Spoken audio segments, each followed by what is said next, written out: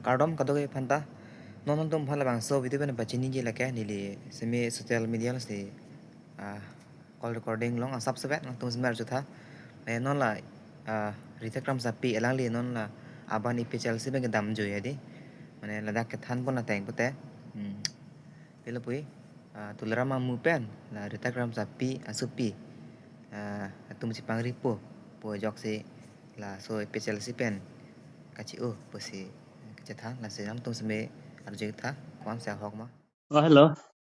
Sa Cardom ho. Cardom.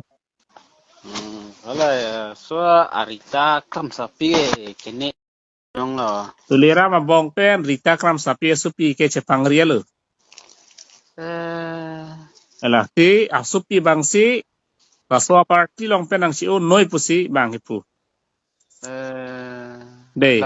tulirama abong asupu pen la rita kam sapi asupi le Bong asupu kalau tulira mabong ki bisi dola.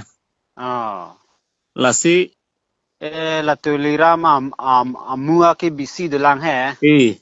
Hala pen se rita kam sapi asupi se Cepangri le nama asupi bang ke kene puke hala pilopo asupi bang he.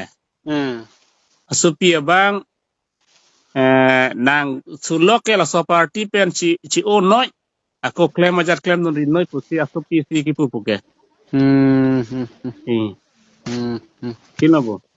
Chini la. Basi rato mana so meses anoter nta pinoy la. Dei.